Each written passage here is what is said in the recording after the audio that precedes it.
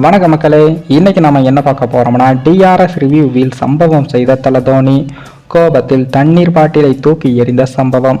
அதிர்ச்சி காரணம் அதாவது ஐபிஎல் 2024 ஆண்டுக்கான தொடரில் லக்னோ மற்றும் சிஎஸ்கே அணிகள் மோதியது. இந்த போட்டியில் லக்னோ அணியானது சிஎஸ்கே அணியை 6 விக்கெட்டுகள் வித்தியாசத்தில் தோற்கடித்து உள்ளது. சேப்பாக்கத்தில் நடைபெற்ற இந்த போட்டியில் முதலில் பேட்டிங் செய்த சிஎஸ்கே அணியில் கேப்டன் ருத்ராஜ் அவர்கள் 108 ரன்களும், சிவம் தூவே 66 ரன்கள் எடுத்த உதவியுடன் 211 ரன்களை வெற்றி இலக்காக நிர்ணயித்தது. அதனை சேசிங் செய்த லக்னோ அணிக்கு கேப்டன் KL ராகுல், நிக்கோலஸ் பூரன் போன்ற முக்கிய பேட்ஸ்மேன்கள் பெரிய ரன்களை எடுக்க தவறினார்கள்.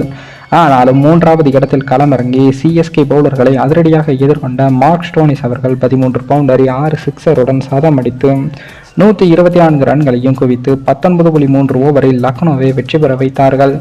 இதில் அதிகபட்சமாக பத்திரானா அவர்கள் 2 விக்கெட்டுகள் எடுத்தும் 8 போட்டிகளில் 4வது தோல்வியை பதிவு செய்த சிஎஸ்கே புள்ளிப்பட்டியலில் பின்னடைவையும் சந்தித்து உள்ளது. முன்னதாக இந்த போட்டியில் சிஎஸ்கே அணியின் ஜாம்பவான் வீரர் தல தோனி அவர்கள் பேட்டிங்கில் கடைசி பந்து மட்டுமே எதிர்கொண்டார். ஆனால் அதில் பவுண்டரியை அடித்த அவர் மீண்டும் தம்மை காண வந்த ரசிகர்களுக்கு விருந்து படைத்து சிறந்த பினிஷரை என்பதை நிரூபித்து உள்ளார். அதற்கு முன்னதாக சிவம் துபே மற்றும் ருத்ராஜ் கேவாட் ஆகியோர் ஜோடி சேர்ந்து பேட்டிங்கில் லக்னோ பவுலர்களை அதிரடியாக எதிர்கொண்டு ரன் குவிப்பிலும் ஈடுபட்டார்கள்.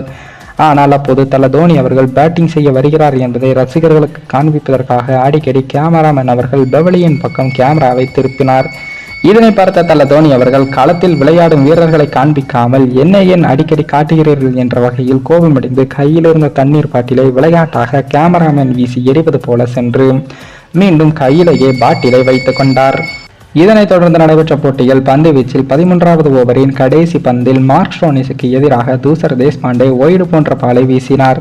அப்போது களத்தில் இருந்த நடுவர் அந்த பந்தை ஒய்டு என்று அறிவித்தார். இருப்பினும் அது ஒய்டு கிடையாது என்று கருதிய தல தோனி அவர்கள் நடுவர் வழங்கிய தீர்ப்புக்கு எதிராக ரிவ்யூ எடுத்தார். அதனை சோதித்த 3வது நடுவர் தோனி சொல்வது போல இது ஒய்டு கிடையாது என்று தீர்ப்பை மாற்றி வழங்கினார். இதனால் தல தோனியின் ரிவ்யூ சிஸ்டம் மீண்டும் வெற்றி பெற்றதாக சிஎஸ்கே ரசிகர்கள் தங்களது கேப்டனை பாராட்டியுள்ளார்கள். மேலும் இந்த வீடியோ ஏதோ ஒரு விதத்தில் உங்களுக்கு பிடித்திருக்கும் என்று நினைக்கிறேன். நம்ம சேனலுக்கு புதிதாக வீடியோ பார்க்கிறீர்கள் என்றால் மறக்காமல் சப்ஸ்கிரைபர் செய்துவிட்டு பாருங்கள். இன்னொரு வீடியோவில் சந்திக்கும் வரை நான் உங்கள் தமிழ்.